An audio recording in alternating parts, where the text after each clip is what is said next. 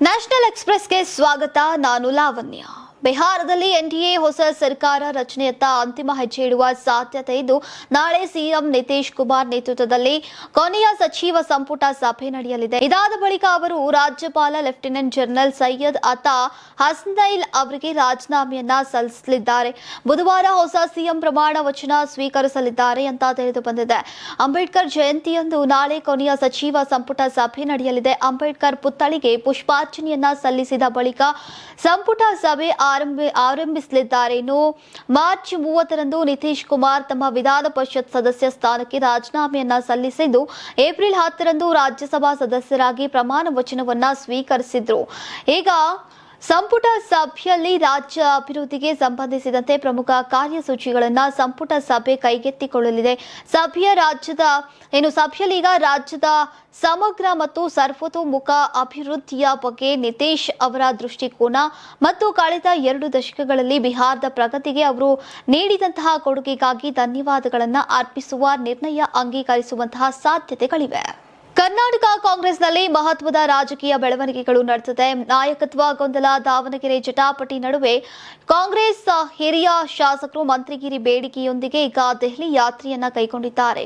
ನಿನ್ನೆ ರಾತ್ರಿ 16 ಹಿರಿಯ ಶಾಸಕರು ದೆಹಲಿಗೆ ಆಗಮಿಸಿ ಹೈಕಮಾಂಡ್ ನಾಯಕರನ್ನ ಭೇಟಿಯಾಗೋಕೆ ಪ್ರಯತ್ನಿಸುತ್ತಿದ್ದಾರೆ. ಯಶವಂತ್ ರಾಯ್ ಗೌಡ ಪಾಟೀಲ್, ಕೆ ಷಡಕ್ಷರಿ, ಟಿಬಿ ಜಯಚಂದ್ರ, ಅಶೋಕ್ ಪಟ್ಟಣ್, ನಾರಾಯಣಸ್ವಾಮಿ, ರಾಘವೇಂದ್ರ ಹೆಟ್ನಾಳ್, ಬೇಳೂರು ಗೋಪಾಲ್ ಕೃಷ್ಣ ಸೇರಿದಂತೆ 16 ಶಾಸಕರು ದೆಹಲಿಗೆ ಬಂದಿಳಿದಿದ್ದಾರೆ. ಇಂದು ಸಂಜೆ 6 ಗಂಟೆ ಬಳಿಕ ಎಐಸಿಸಿ ಅಧ್ಯಕ್ಷ ಮಲ್ಲಿಕಾರ್ಜುನ್ ಖರ್ಗೆ ಅವರನ್ನ ಭೇಟಿ ಮಾಡೋಕೆ ಸಮಯ ನಿಗದಿಪಡಿಸಿದ್ದಾರೆ. ಈಗ ಈ ಕುರಿತು ದೆಹಲಿಯಲ್ಲಿ ಶಾಸಕ ಎಆರ್ ಕೃಷ್ಣಮೂರ್ತಿ ಮಾತನಾಡಿದ್ದಾರೆ. ಸಚಿವ ಸ್ಥಾನ ಕೊಡುವ ನಿರ್ಧಾರ ಹೈಕಮಾಂಡ್ಗೆ ಬಿಟ್ಟಿದ್ದು, ಆದರೆ ಶಾಸಕರ ಮಾತನ್ನ ಹೈಕಮಾಂಡ್ ಆಲಿಸಬೇಕು. 2.5 ವರ್ಷದ ಬಳಿಕ ಈಗ ಕ್ಯಾಬಿನೆಟ್ ಪುನರ್ರಚನೆ ಮಾಡುವ ಭರವಸೆಯನ್ನ ನೀಡಿದ್ರು. ಹಿಂದೆಯೇ ಬಹಳಷ್ಟು ಅನುಭವಿ ಸಮರ್ಥ ನಾಯಕರಿದ್ರು, ಅವರಿಗೆ ಅವಕಾಶ ಸಿಕ್ಕಿರಲಿಲ್ಲ. ಈಗ ಅದನ್ನ ನೆನಪು ಮಾಡೋಕೆ ಬಂದಿದ್ದೇವೆ. ನಾವು ಪಕ್ಷದ ವಿರುದ್ಧ ಬಂಡಾಯ ಎದ್ದಿಲ್ಲ, ನಾವು ಅವಕಾಶವನ್ನ ಕೇಳ್ತಿದ್ದೇವೆ ಅಷ್ಟೇ ಎಂದಿದ್ದಾರೆ. ನಮ್ಮ ದೇಶದ ಸಂಸತ್ತು ಹೊಸ ಇತಿಹಾಸವನ್ನ ಸೃಷ್ಟಿಸುವ ಹಂತಕ್ಕೆ ಹತ್ತಿರದಲ್ಲಿದೆ ಅಂತ ಪ್ರಧಾನಿ ನರೇಂದ್ರ ಮೋದಿ ಅವರು ಹೇಳಿದ್ದಾರೆ. ಇದು 21ನೇ ಶತಮಾನದ ಪ್ರಮುಖ ನಿರ್ಧಾರಗಳಲ್ಲಿ ಒಂದಾಗಿದೆ ಅಂತ ನಾನು ಬಹಳ ಖುಷಿಯಿಂದ ಹೇಳ್ತಿದ್ದೇನೆ. ಇವತ್ತು ಇದು ಮಹಿಳಾ ಶಕ್ತಿಗೆ ಸಮರ್ಪಿತವಾಗಿದೆ. ನಮ್ಮ ದೇಶದ ಸಂಸತ್ತು ಹೊಸ ಇತಿಹಾಸವನ್ನ ಸೃಷ್ಟಿಸುವಂತಹ ಹಂತಕ್ಕೆ ಹತ್ತಿರದಲ್ಲಿದೆ ಅಂತ ಪ್ರಧಾನಿ ನರೇಂದ್ರ ಮೋದಿ ಅವರು ಹೇಳಿದ್ದಾರೆ. ಮಹಿಳಾ ಮೀಸಲಾತಿ ಮಸೂದೆಯನ್ನ ಚರ್ಚಿಸಿ ಸುಮಾರು 40 ವರ್ಷಗಳು ಕಳೆದಿವೆ.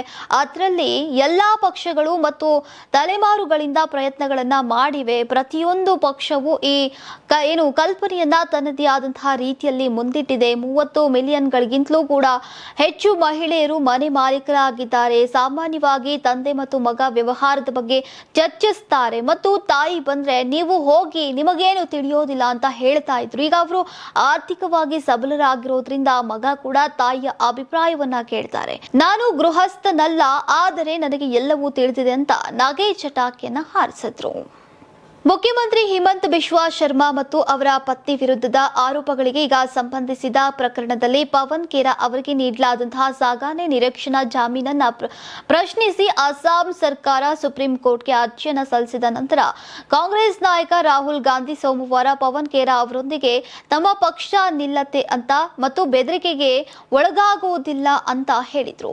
ಈಗ ಏಪ್ರಿಲ್ 10ರಂದು ತೆಲಂಗಾಣ ಹೈಕೋರ್ಟ್ ಎಐಸಿಸಿ ಮಾಧ್ಯಮ ಮತ್ತು ಪ್ರಚಾರ ವಿಭಾಗದ ಅಧ್ಯಕ್ಷರಿಗೆ 1 ವಾರದ ಟ್ರಾನ್ಸಿಟ್ ನಿರೀಕ್ಷಣಾ ಜಾಮೀನು ನೀಡಿತು. ಈಗ ಅಸ್ಸಾಂ ಪೊಲೀಸರು ವಿಚಾರಣೆಗಾಗಿ ಅವರ ದೆಹಲಿ ನಿವಾಸಕ್ಕೆ ಭೇಟಿ ನೀಡಿದ ನಂತರ ಅವರು ಅಲ್ಲಿ ಸಿಗದ ಕಾರಣ ಪರಿಹಾರಕ್ಕಾಗಿ ಅರ್ಜಿಯನ್ನು ಸಲ್ಲಿಸಿದ್ರು. ಏಪ್ರಿಲ್ 5ರಂದು ಪತ್ರಿಕಾಗೋಷ್ಠಿಯಲ್ಲಿ ಖೇರಾ ಅವರು ಅಸ್ಸಾಂ ಮುಖ್ಯಮಂತ್ರಿಯವರ ಪತ್ನಿ ರಿನಿಕಿ ಬೋಯಾನ್ ಶರ್ಮಾ ಅವರು ಬಹು ಪಾಸ್ಪೋರ್ಟ್ಗಳನ್ನ ಮತ್ತು ವಿದೇಶಿ ಆಸ್ತಿಯನ್ನು ಹೊಂದಿದ್ದಾರೆ ಅಂತ ಆರೋಪಿಸಿದ್ರು. ಆದರೆ ಏಪ್ರಿಲ್ 9ರಂದು ಆ ರಾಜ್ಯದಲ್ಲಿ ನಡೆಯಲಿರುವಂತಹ ವಿಧಾನಸಭಾ ಚುನಾವಣೆಗೆ ಮುಖ್ಯಮಂತ್ರಿಯವರ ಚುನಾವಣಾ ಅಫಿಡವಿಟ್ನಲ್ಲಿ ಇವುಗಳನ್ನು ಘೋಷಿಸಲಾಗಿಲ್ಲ. ಶರ್ಮಾಗಳು ಮತ್ತು ಈ ಆರೋಪಗಳನ್ನು ಸುಳ್ಳು ಮತ್ತು ಕಟ್ಟುಕತೆ ಅಂತ ತಿರಸ್ಕರಿಸಿದ್ದಾರೆ. 5 ವರ್ಷದ ಜನವರಿ 9ರಂದು ಭತ್ತಕ್ಕೆ ಪ್ರೋತ್ಸಾಹಧನ ನೀಡುವ ಕುರಿತು ಎಲ್ಲಾ ರಾಜ್ಯಗಳ ಮುಖ್ಯ ಕಾರ್ಯದರ್ಶಿಗಳಿಗೆ ಕೇಂದ್ರ ಹಣಕಾಸು ಸಚಿವಾಲಯವು ನೀಡಿದ ಸಂವಹನದ ಕುರಿತು ಸೋಮವಾರ ಸಾಮಾಜಿಕ ಮಾಧ್ಯಮದಲ್ಲಿ ಕೇಂದ್ರ ಹಣಕಾಸು ಸಚಿವೆ ನಿರ್ಮಲಾ ಸೀತಾರಾಮನ್ ಮತ್ತು ತಮಿಳುನಾಡು ಮುಖ್ಯಮಂತ್ರಿ ಎಂಕೆ ಸ್ಟಾಲಿನ್ ನಡುವೆ ಮಾತಿನ ಚಕಮಕಿ ನಡೆಯಿತು. ಇನ್ನು ಕಳೆದ ವಾರ ತಂಜಾವೂರಿನಲ್ಲಿ ನಡೆದಂತಹ ಚುನಾವಣಾ ಪ್ರಚಾರದ ಸಂದರ್ಭದಲ್ಲಿ ಸ್ಟಾಲಿನ್ ರೈತರಿಂದ ಸಂಗ್ರಹಿಸಿದಂತಹ ಭತ್ತಕ್ಕೆ ಪ್ರೋತ್ಸಾಹಧನ ನೀಡುವುದನ್ನ ನಿಲ್ಲಿಸುವಂತೆ ಈಗ ಕೇಂದ್ರವು ತಮಿಳುನಾಡು ಸರ್ಕಾರಕ್ಕೆ ಸಲಹೆಯನ್ನ ನೀಡಿದೆ ಅಂತ ವಾದಿಸಿದ್ರು. ಇದು ಅತಿಯಾದ ಉತ್ಪಾದನೆಗೆ ಕಾರಣವಾಗ್ತಾ ಇದೆ ಅಂತ ಹೇಳಿಕೊಂಡ್ರು.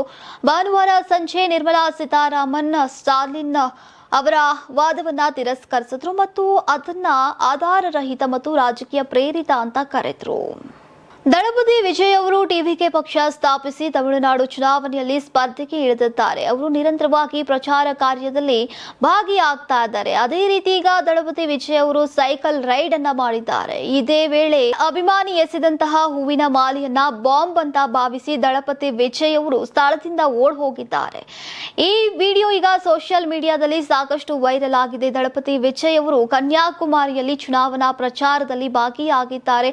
ಇದೇ ವೇಳೆ ಅವರು ಹೈವೇಲಿ ಸೈಕಲ್ ರೈಡ್ ಅನ್ನ ಮಾಡಿದ್ರು. ಸಾಕಷ್ಟು ಅಭಿಮಾನಿಗಳು ಅವರ ಕಡೆಗೆ ನುಗ್ಗುವ ಪ್ರಯತ್ನವನ್ನ ಕೂಡ ಮಾಡ್ತಾ ಇದ್ರು. ಇವೆಲ್ಲದರಿಂದ ತಪ್ಪಿಸಿಕೊಂಡು ವಿಜಯ್ ಅವರು ಸೈಕಲ್ ರೈಡ್ ಮಾಡ್ತಾ ತೆರಳುತ್ತಾ ಇದ್ರು.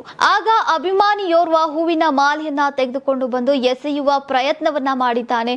ಅದನ್ನ ನೋಡಿ ದಳಪತಿ ವಿಜಯ್ ಗಾಬರಿಗೊಂಡಿದ್ದಾರೆ. ಅದು ಬಾಂಬ್ ಅಂತ ಭಾವಿಸಿ ಸೈಕಲ್ ಬಿಟ್ಟು ಓಡಿ ಹೋಗಿ ನೇರವಾಗಿ ಕಾರನ್ನೇರಿದ್ದಾರೆ. ವಿಜಯ್ ಅವರು ಬಾಂಬ್ ಅಂತ ಭಾವಿಸಿ ಈ ರೀತಿ ಮಾಡಿರಬಹುದು ಅಂತ ಹಲವರು ಹೇಳ್ತಿದ್ದಾರೆ.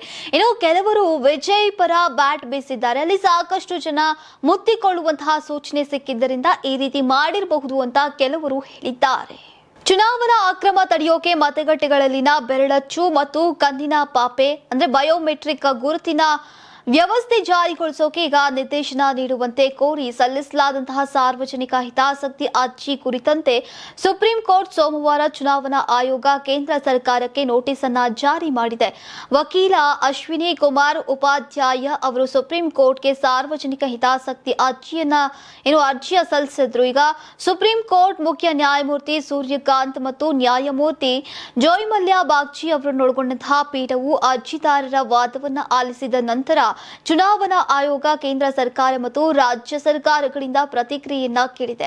ಮತಕ್ಕಾಗಿ ಈಗ ಹಣದ ಆಮಿಷ, ಮತದಾರರ ಮೇಲೆ ಅನುಚಿತ ಪ್ರಭಾವ, ನಕಲಿ ಮತದಾನ ಸೇರಿದಂತೆ ಈಗ ಅಸ್ತಿತ್ವದಲ್ಲಿಲ್ಲದವರ ಹೆಸರಿನಲ್ಲಿ ನಡೆಯುವಂತಹ ಮತದಾನವು ಇಂದಿಗೂ ಕೂಡ ಚುನಾವಣಾ ಪ್ರಕ್ರಿಯೆ ಪಾರದರ್ಶಕತೆ ಮತ್ತು ಸಮಗ್ರತೆ ಮೇಲೆ ಪರಿಣಾಮ ಬೀರ್ತಾ ಇರೋದ್ರಿಂದ ನಾಗರಿಕರಿಗೆ ಆಗ್ತಾ ಇರುವಂತಹ ಹಾನಿ ಬಹಳ ದೊಡ್ಡದಾಗಿದೆ ಅಂತ ಅರ್ಜಿಯಲ್ಲಿ ತಿಳಿಸಲಾಗಿದೆ.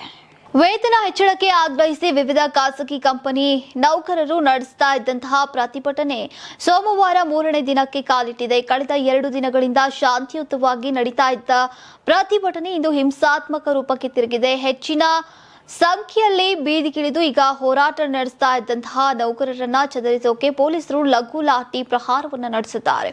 ಇದರಿಂದಾಗಿ ಪ್ರತಿಭಟನೆ ಹಿಂಸಾತ್ಮಕ ರೂಪಕ್ಕೆ ತಿರುಗಿದೆ. ಪೊಲೀಸರು ಪ್ರತಿಭಟನಾಕಾರರನ್ನ ಚದರಿಸೋಕೆ ಲಘು ಲಾಠಿ ಪ್ರಹಾರವನ್ನು ನಡೆಸಿದ್ರು. ಇದರಿಂದ ರೊಚ್ಚಿಗೆದ್ದಂತಹ ಪ್ರತಿಭಟನಾಕಾರರು ಪೊಲೀಸ್ ವಾಹನಗಳಿಗೆ ಬೆಂಕಿಯನ್ನ ಹಚ್ಚಿ ಕಲ್ಲು ತೂರಾಟವನ್ನು ನಡೆಸಿದ್ರು.